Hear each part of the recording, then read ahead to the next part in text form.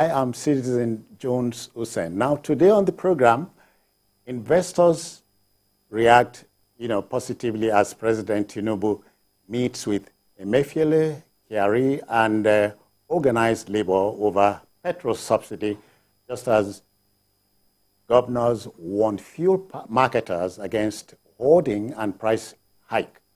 I'm hanging out with Babajide Kolade Otitoju, BKO. I greet you, Jide. Good evening, Citizen.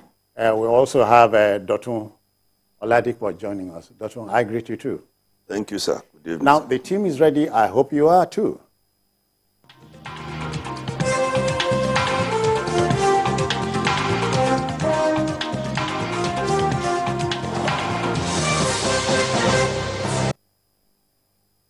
Okay, straight to business. The specter of banditry and crippling insecurity that accelerate, in various parts of Nigeria greatly, it greatly diminishes us, but report it we must.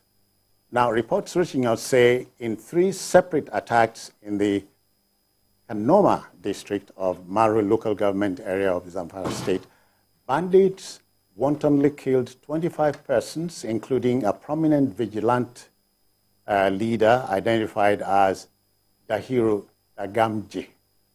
Available information have it that the leader and his lieutenants were trailed, for a while and then attacked. An enraged, armed community in the environment has gone on the trail of the bandits. Now, time to call the bluff of bandits, don't you think, Jide? Yes. It is painful when those who put their lives on the line to protect our people, to protect our communities, get killed in this manner. The truth of the matter is we do not have military presence, police presence in all of our communities, and the bandits thrive in these ungoverned spaces. Yeah. Bandits thrive in rural communities. Criminal headsmen who are killing people in Plateau and other places thrive in areas that have little or no police presence. Yeah. So they do not want to be resisted while carrying out their activities. They just want to kill our people, steal their cattle, steal farm produce, and go away unchallenged. This is the kind of life that these bandits and criminal headsmen favor. Now, to make up for lack of presence of security operatives everywhere that they are desirable, states are forming vigilantes or vigilance groups. Communities are forming vigilance groups to confront these good-for-nothing people. Unfortunately, the reports that we've been getting in the last 1-2 months show clearly that these vigilance groups are no match to these fellows. These fellows are sufficiently armed. There is a big armed struggle within the bandit leadership in the Northwest. The more weapons at your disposal, the greater your the greater your influence over fellow bandits. Fellow bandits will respect you and not encroach on your area of influence once they have that knowledge of your capacity in terms of your weapons. So they do not spare money at all. They spend money on getting these weapons. And I've said it before, we have extensive border with Niger Republic spanning between 6 to 7 states. Yeah. And this land border with Niger Republic is more than 750 kilometers in our country. From the northwest, from Jigawa in the northwest, right up to the northeast, Yobe in the northeast. Extensive borders. So, and these borders are not, they are not well policed. A lot of them are not even, they are even unmarked. You can't say, okay, this is a border post. They just come in with these weapons, sell weapons from the black market to bandits. The war that broke up in Libya, Nigeria has been badly affected by it because weapons come in from Libya to Chad that has direct border with them, and then it comes into Nigeria without direct border with Libya. And then these weapons are used to kill our people. Government bought uniforms for the vigilante. At a point, they left them alone.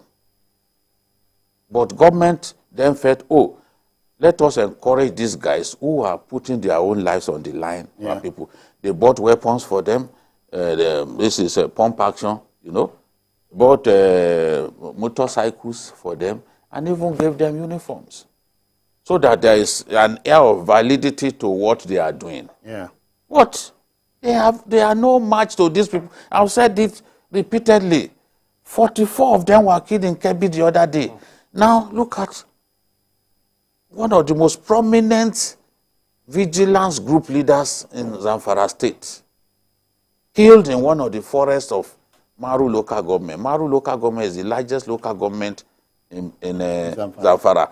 Yeah. That is where you have that big Dansadao forest, the home, the headquarters of banditry, Dansadao forest. So they've killed this man, killed some of his lieutenants. It's extremely demoralizing to see people who made up their minds to defend defenseless people killed in this manner. We just have to decide. If we want to do community policing, you know, that the police can work with and all that. And we want to put them in places where we don't have police presence.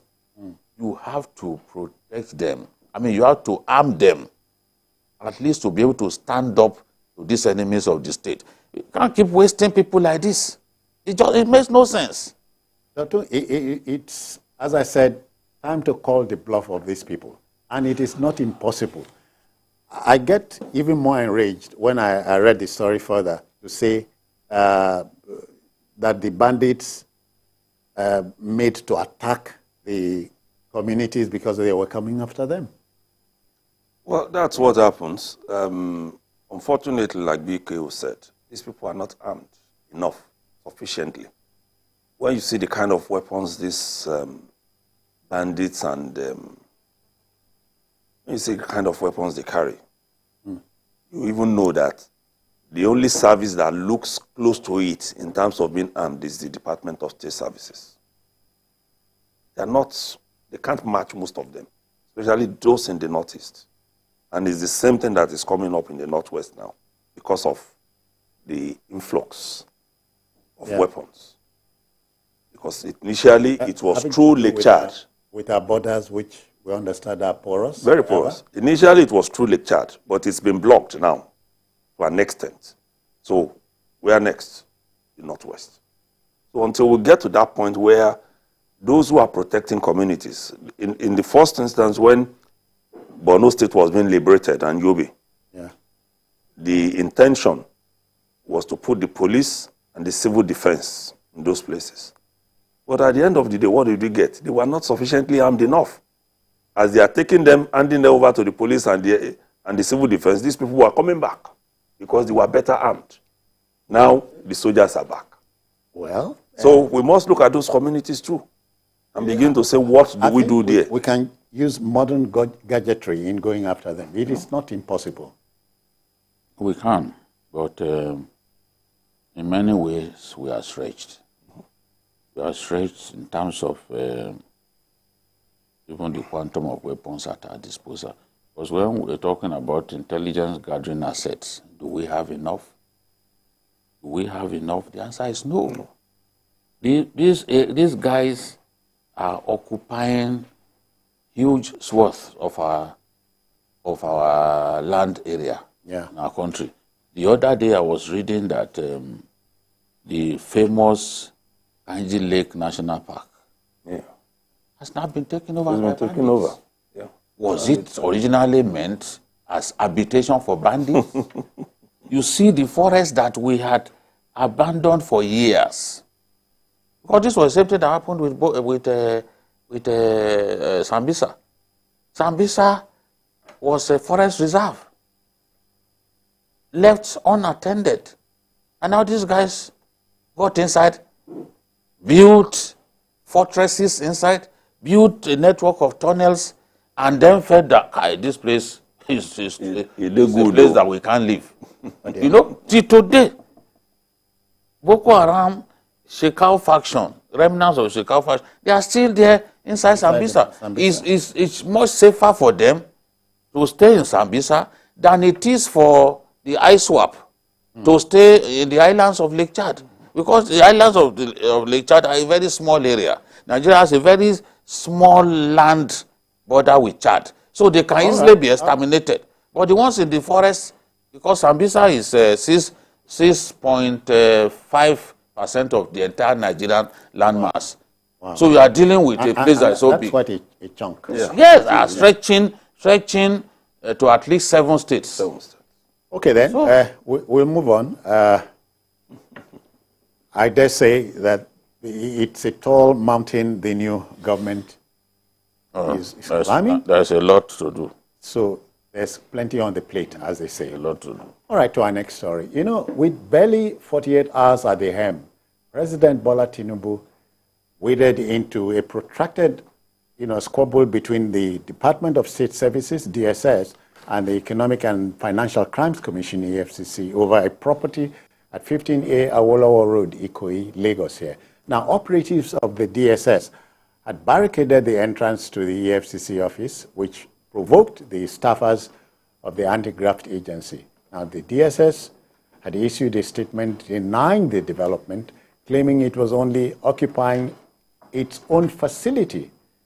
Now, Tinubu spokesman Tunde Rahman reacted that the DSS should immediately vacate the EFCC's facility, promising that any outstanding issues should be restored amicably. To think that both departments had been neighbors for many years, Dotto. Well, it's not strange, but what people found amazing, including myself, was that this happened immediately after another government took over. Because it's been there all this rivalry. More like saying they were waiting for a changeover? Well, they claim that there is now a court ruling that the property belongs to the DSS. But if there is, we all know there are processes. It's not by sending armed men there. The courts, bailiffs will go there, paste papers. Since the NSO day. Yes, that's what they have said. It's fine. But the lesson to learn here for me is that our security agencies must learn to work together. If you read a lot of the stories where there are breakthroughs in terms of crime and criminality in the US, you will find at the bottom of every statement issued by the Department of Justice, thanks to working cooperation between the Drug Enforcement Agency, you find the FBI there, you find the CIA, you find the different police departments mentioned, all of them collaborating to work together on cases. And you can't find that sort of cooperation failing. It doesn't, really. The DSS, when former EFCC chairman Ibrahim Magu was to be confirmed, opposed it completely because of this rivalry. If you ask the Nigerian police, they will tell you they don't see the need for the Nigeria Security and Civil Defense Corps. They will also tell you that the one that is coming now, which is one of the reasons why it has not been approved, the Peace Corps of Nigeria, is also not needed because there's always this rivalry. From the police, we've had so many arms of our security agencies breaking out. So it's becoming like a kind of, we want to safeguard our territory. Yeah. But what is important to Nigerians is not safeguarding your territory. It is about safeguarding Nigeria and Nigerians. You don't need all this rivalry. What you need is cooperation. The DSS and the EFCC should be able to work together on crime cases. If there is something that goes beyond the capacity of the EFCC, you should be able to call in the DSS, the Nigerian Army, and they work for help, and they work together. Jide Dotun is talking about interagency cooperation, which should go without saying in this country. But over time, we've had this rivalry, and needlessly. Yes, this is a different strain of rivalry because this one is an attempt by ESS gripped by nostalgia to restore to itself what originally belonged to it, because we are talking about NSO. Many of the people watching us today don't even know what NSO is. At a point, we had something like NSO. Yeah. We had Rafindadi, and the rest of them who were disgraced the moment. In the Babangida years. Remember, Babangida took over. Yeah. They put them to shame, showed Nigerians how they were serving people food in potties. Potties that children used to poo-poo. Yeah. You are serving Nigerians in your custody food inside potties. What local Yoruba women will call po. Po. I know. They were putting po, yeah. Po. Because some of them watching may not even know what we're talking about. You can imagine serving people food in po. Wow. It was that bad, and Rafindadi himself was splash his picture on newspaper front pages. I remember that, very well that time. Frankly, I do not disagree with them that facility used to be their own. But the fact remains that you had cohabited for years, 20 years and counting. The EFCC, which came into being during Obasanjo's, I think in 2003 or so. Yeah. They've been using that place for long. And even if you got a court order affirming that property belongs to you, you have no reason to forcibly take control of it in the manner that they try to do, to the point that even shots were fired. I mean, it's not right. Not necessary. It's not right. In the crossfire, somebody could be killed. How are you going to explain that between two agencies of government there was an attempt to take over property and then shots were fired and people died? No, it's just not right. And the EFCC, the EFCC played the victim very well. By, of course, people who are very good in media trial, how would they not know how to play the victim? They said, look, we had suspects in our custody. And exhibits as well. And then this happened. We had court cases to this thing to honor. Yeah. Court dates to honor, disrupted. We had detainees who needed to be given attention. We were not given attention as a result of the disruption and not. And I was reading and said, now wow. So, but just as we said yesterday, a government, a responsible government, will wade in immediately and not allow things to degenerate. And President Tinubu literally drew a line in the sand that, look, this sort of thing may have been happening but I will not tolerate it. If you have issues, you can report the issues to me. I can resolve this. It's not to take the law into your hands and attempt to forcibly take control of a facility the way of moneyless do. Yeah. You know? Or some people... And for that matter, attract undue attention. Or the way some landlords used to do when we were in the north, they will remove your roof. If they've given you a quick notice and you are reluctant to go, you just see that carpenter is working on your roof. They are removing your roof. The next thing, your window. And you have no choice. And if you still would not leave, you will get some visitors. I don't want to describe those visitors because people will fight me. They will go and bring those visitors from somewhere.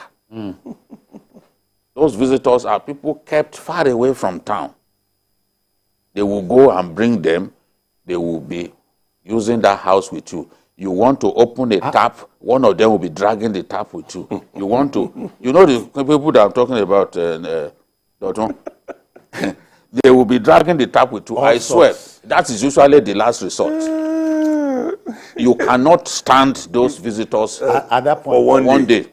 That's if they don't even remove the door. When all left for, no, they will remove your door. But if you are still stubborn, you are headstrong, you want to show pig-headedness, you want to remain, those visitors will come. Yes. When those visitors, who are usually kept far away from town, when they come and they are dragging your tap with you, then you have your pot of soup. One of them goes there to take your pot of soup. Then the music... Behaving like the house belongs to both of you. Honestly, I've seen it happen. You leave. That same day, nobody will tell you when you pack out of the house.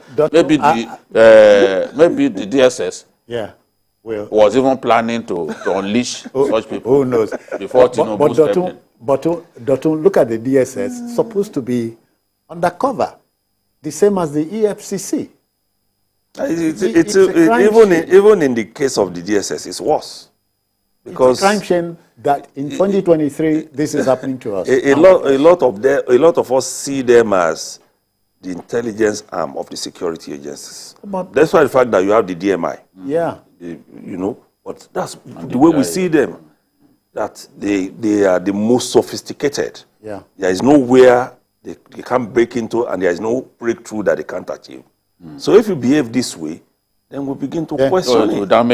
It's going to damage your image. No matter the reason you had for this.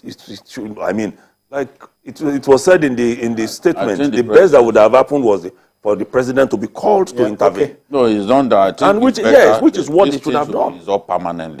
All right. If you are going to give them a new building, give them a new building. As I said yesterday, the EFCC has a sumptuous headquarters in Abuja. Beautiful, modern building. Yeah. Lagos is the hub of the work that they do. If you want this thing to end, you can build them a new facility. After all, what the DSS is fighting over is an old building. The colonialists left behind. Give them a modern building and let this controversy end. Okay. Reason will prevail. All right. We'll go on a commercial break, but we'll be back. Stay with us.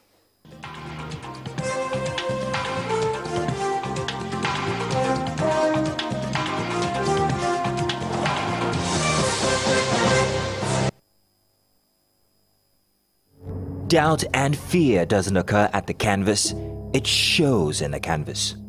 It shows the conation of raw earthen material slabbed, stroked, and molded at a pace provided by the doubt and fear.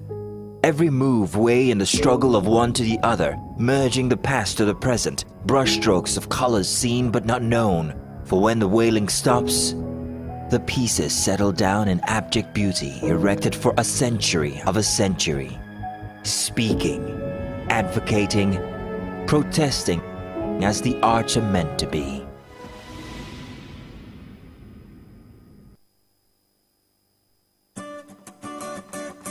In today's world, our lifestyle, both at work and at play, depends on connectivity. Our connectivity depends on the devices that make it possible, and these devices depend on electric power. When power fails,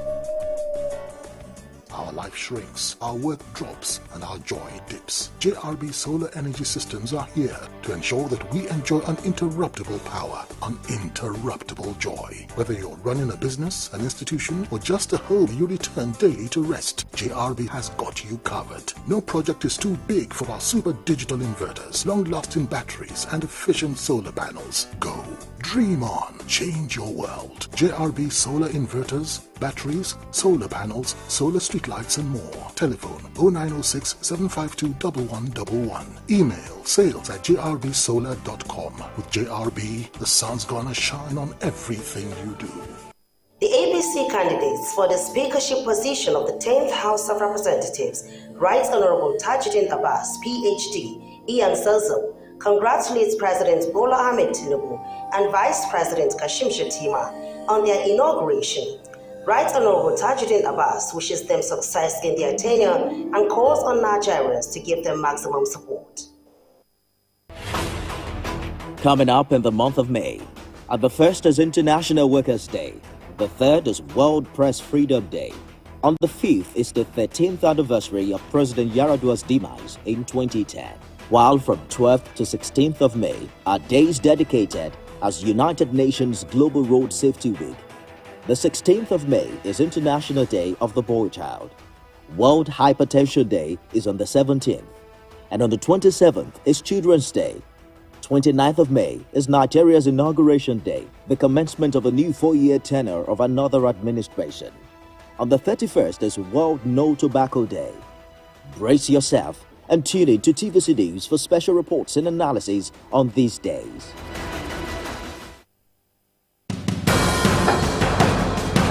Information is power, information is security, information is knowledge. On Labor Lens, we believe that working people around the world have real questions after all. They want to know how the world of work operates, what it means to the employer of labor, how policies affect workers in the workplace. On Labor Lens, I am sure we engage effectively the organized labor, organized private sector, and governments to get out of them information workers are in need of. I am Sharon Ijason, asking questions that make you get sense of the workplace.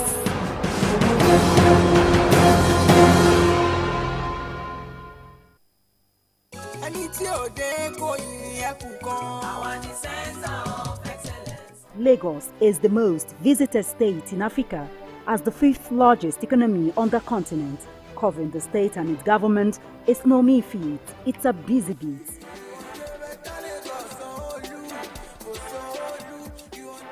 We go beyond the curtain of tapes to traveling far into the deep. I want to thank the Lagos State government for the healthcare facility. To bring stories that cut across all spectrums. A greater Lagos shall be ours. We tell you stories that define our collective well-being as Lagosians. I'm Adedoja Salamadini. I live in Lagos, inside Lagos.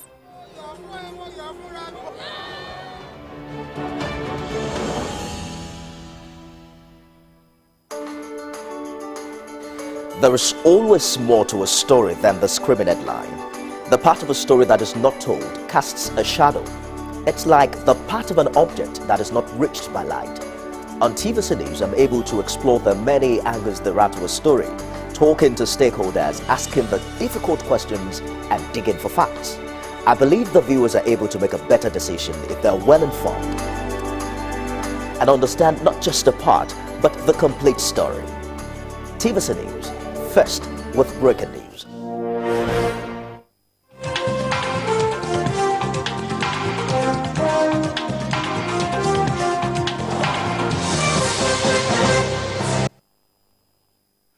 Thank you for remaining with us. Now to our last story. You know, the sudden and shocking oil subsidy removal announcement by President Bola Tinubu was bound to ruffle feathers somewhat.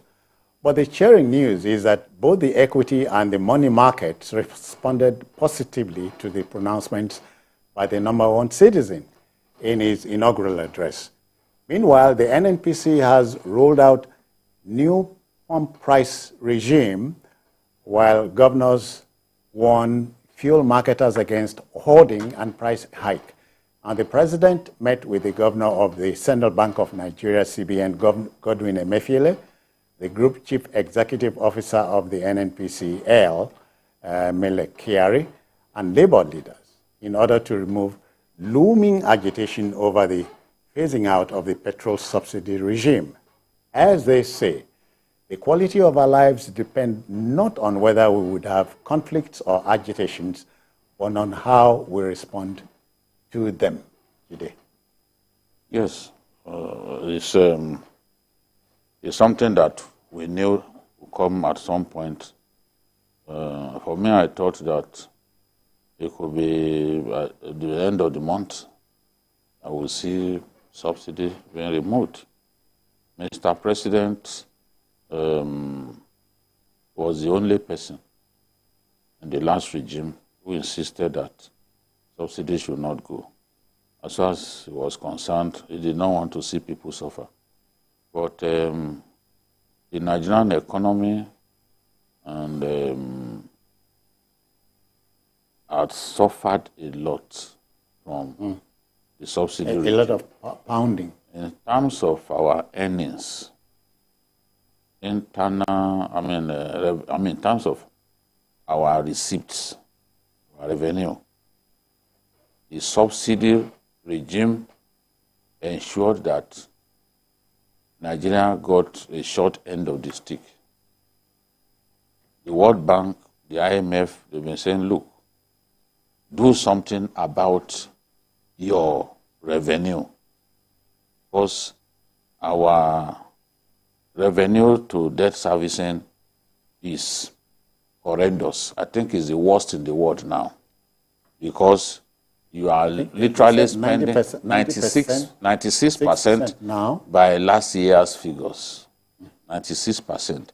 And it is projected that in 2023, we are going to spend 100% of our revenue on debt servicing. And we're talking about this debt servicing, it's just the interest that we are talking about. Not the quantum of not the principal. So if we are spending that much on debt servicing, then it suggests that we are in trouble. This year, it was projected that we'll spend 6 trillion on subsidy. People have suggested, like the former CBN governor, that we either remove subsidy or Nigeria is doomed. We have taken so many loans because we have nowhere else to turn to. When a good chunk of what should come to you from crude oil sales gets diverted to paying subsidy bills. That is where we find ourselves. At a time when we were deceiving ourselves that there was no subsidy, NNPC from crude oil sales was spending by itself, or they were allocating by themselves, not by the National Assembly, because we were content with deceiving ourselves that subsidy did not exist some years back. But NNPC from crude oil sales will set aside money as subsidy bills. That's it. And there was nothing Nigerians could do about it.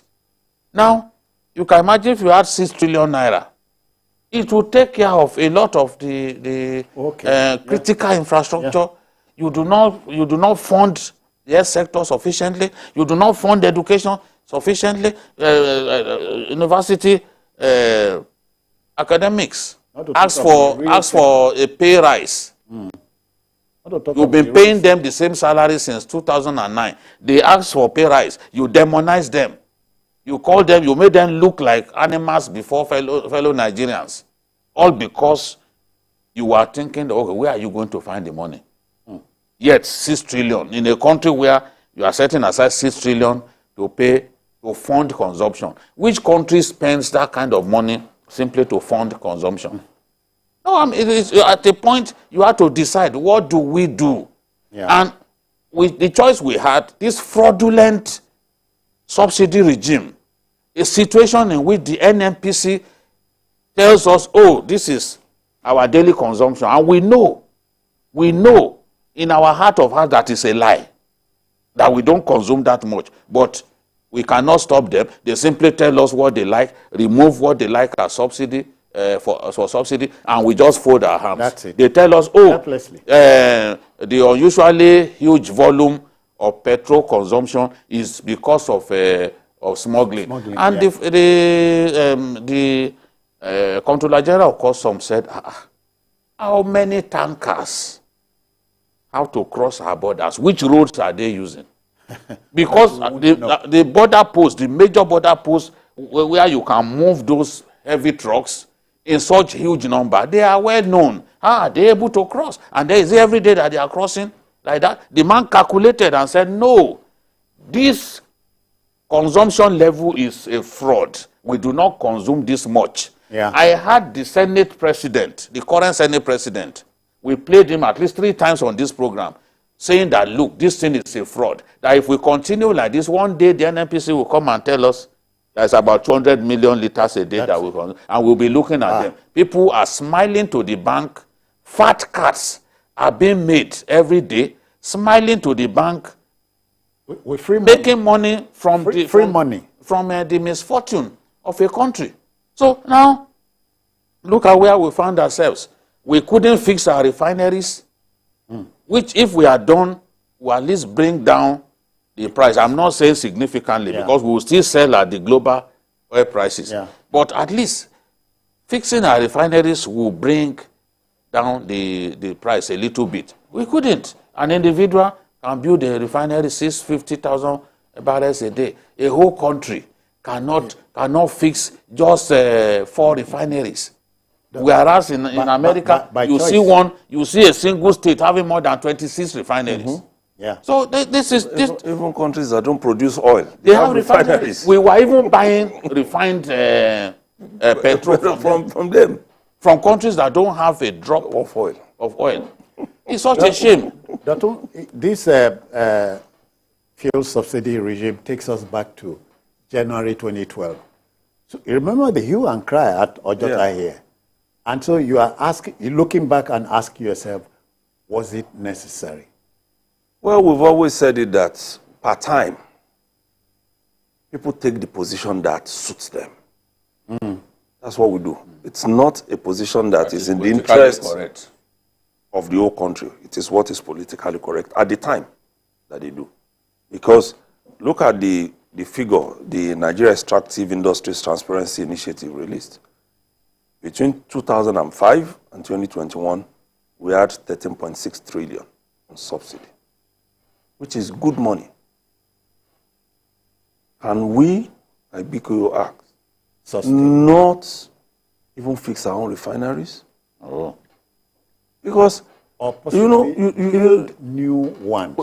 Even the old ones can. I mean, you have people working in those old ones who are earning salary. As he said, extortionate salary. You know, extortion is a single individual has built one. Yeah. So we cannot even maintain of the country. Yeah. We cannot even because all of the foreign exchange, perhaps most of the foreign exchange came from the country through the CBN. The same forex that we don't have to give to the average Nigerian has gone into that. Yes. And we have fixed it. And we are still talking about turnaround maintenance of 4 of them. And some people, to use the word of BKO, are there for 8 years, producing nothing, earning extortionist salaries. And we say, that's one of the areas where I find very funny when it comes to labor issues. Because the labor unions will come and they will say, no, don't do it, you cannot sack. Whereas these people they are not doing anything, don't contribute anything. You have people who are specialists, who are professionals, engineers, geologists, and all of them working in those places. And yet we have not been able to refine in how many years. And they are still earning this extortionist salary. Like it has been said, until we start manufacturing, and one of it is refining our own crude. Because what we should be doing, if we have 4 refineries, and we are not consuming what they claim we are consuming now, is to be refining for other countries. In fact, we should even have a policy that should not allow the better part of our crude to leave this country unrefined. We should be able to ask other countries that want this crude, what is the grade that you want? For instance, most of the things that are used in America, clothes, shoes, and all the rest, they come from China. But they insist this is the quality that we want. Yeah. And they bring it in. So we also can ask them, this is the quality that we, which quality do you, and then we begin to stop this regime of subsidy and making money for ourselves. It's crazy. We send out crude and we bring in the refined products. Bring petrol, kerosene, maybe aviation fuel. Yes, all of it. There are other byproducts which we are not talking about. Yes. So we are losing so much. So many. How can a country as big as our country not be in position through its refineries to produce polythene bags, engine oil, grease? What about the black oil for industries? You know, so many. There are many varieties of petroleum products that we can produce. You know, how can you? It's criminal to run a country in the way Nigeria has been run. It's criminal. Very, very. I agree because there's no. We are just looking for the cheap. Easy way out. Easy way out. I was speaking with one very senior Nigerian senator, very, very senior. And he said, today, we made mistakes. President Buhari was asking for loan at every point we give him. That was the easy option. But we shouldn't have chosen the easy option. We were supposed to improve our revenue generating sources. Didn't you tell him he was crying over spilled beans? There's a way you don't talk to elders. So that next time he can talk to you. He can talk to me. If I talk to him like that, he will even still report me to some of my big friends where I get information. And without the information that I have, I'm just like some of those so-called journalists who sit in the studio and be using social media stories and call themselves journalists. Yeah. They are not journalists, they are just an AOP. OAP. OAP. That's who you are. So I don't want to be like that. I want information from the big sources, information that I can verify. They are the kind of people who give me. So sometimes when I know they are not making sense, I just listen. Just listen, let them talk. I can cross-check what is said with another big person. So, you see, it is criminal to run a country the way we run Nigeria. And our leaders need to bury their heads in shame because there is no reason in the world to not be able to do something about our refineries or build new ones. Angola. If the 4 refineries we have are irredeemable, we should be told that. I don't even. But we are spending money on them. See, go and check. There are refineries that are over 100 years old. Far older than us. And are working in the Americas, Canada. There are refineries, even in the US, there are refineries more than 100 years old. It's just like the airplane, Air Force One. It's not exactly new. For where? In the strict sense. It's old. Air Force One is very old, but they keep upgrading. Yeah. Keep upgrading it. And the president, every time he steps into the Air Force One, he knows he's stepping into an incredible machine. So, in our own case, when were these refineries built? These refineries are far older refineries in the US. I'm telling you. Google oldest refinery in the world. You see when they be using it. It's a maintenance culture. We allow those refineries to remain like that. You come into power, you threaten, you boast that you are going to do all this, you are going to fix all the refineries, and you leave them worse than they were. No, now we can't be behaving like that. Angola built a brand new refinery. Angola, the true build, operate, and transfer. We can do that as well. Yeah. So that after a while it becomes our own. Because Jide and Dotun, whether or not you believe it, we are bound to pay for this mistake. I even Are we not paying? I even believe that the decision to make them go moribund is deliberate. Because some people so that they can are making money from importation. Yes. It's deliberate. Everywhere that you have... that's one way by which is deliberate. The other way by which is deliberate is the deliberate decision to not let them work. Yeah. So that we can bring funds for turnaround maintenance. All right. Turnaround. Let us make some funds now. We'll go on a commercial break. But please stay. We are coming back to wind up. Hold on.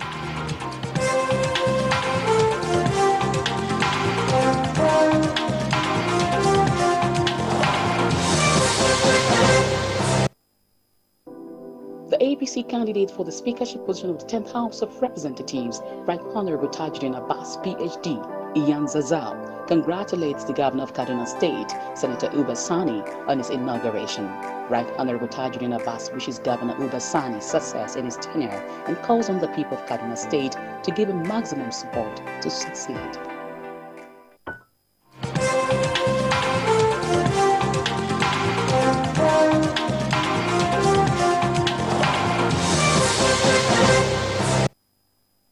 All right, welcome back, folks.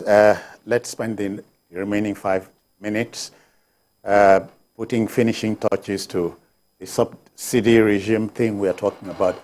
Dotun, let's go back there. Crude, we export crude.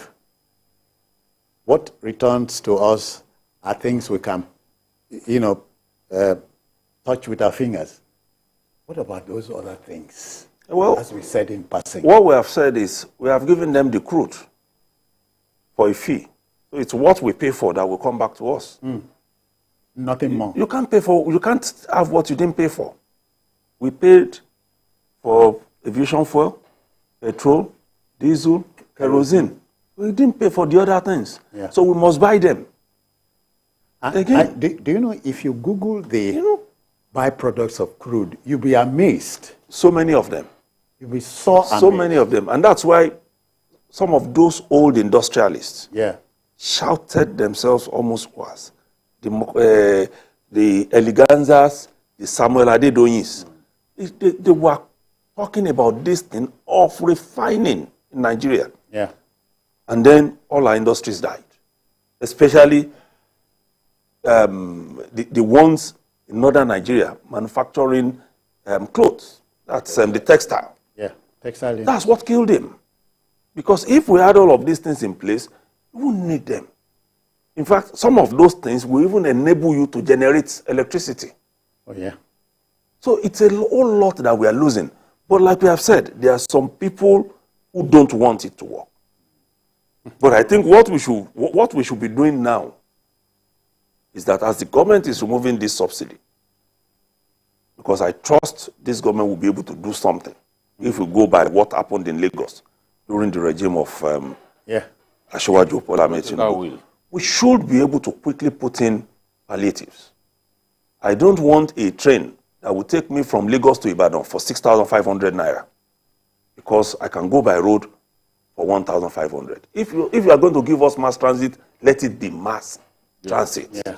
In the true sense. In the true sense of it, so that we don't begin to agitate for increase in salary. And this one, Jide, that the subsidy, nobody can touch the subsidy physically. Prices are jumping up. Transport fares are going up, and pump prices. They will jump up, especially now that it's no longer in the realm of speculation. It's the truth. People now have to pay more for petrol. Petrol is the product, the petroleum product that we use the most. It's the byproduct of crude oil that we use the most. So you can understand why there is so much agitation. How many people use diesel? Diesel had been subsidyless for years. Yeah. Nobody really bothers. Kerosene too. It's only PMS that has subsidy and maybe aviation fuel. Regulated. No, even aviation fuel is not regulated. That was why at a point it went to like 950. Okay.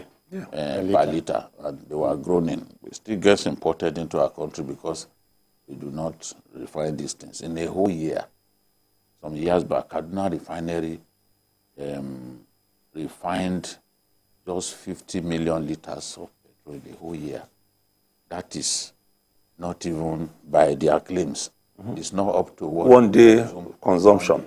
And there are 365 days in a year. So does that make sense? And the staffers are being paid. Of course. Extortionate salary. That is the truth.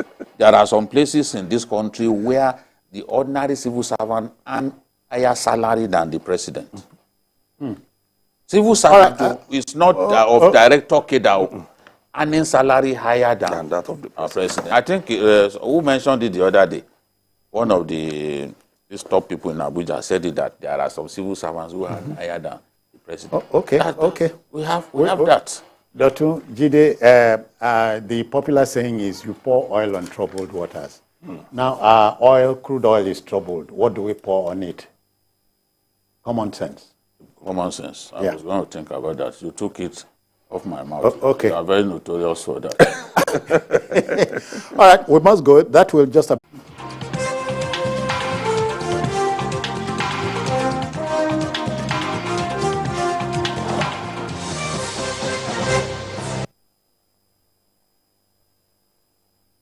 Our truck has been hit. We need backup transportation. Over. When chaos becomes the order of the day, corruption knows no boundaries. So you want us to drug Jimmy to get him out of the way? And oppression gets to have a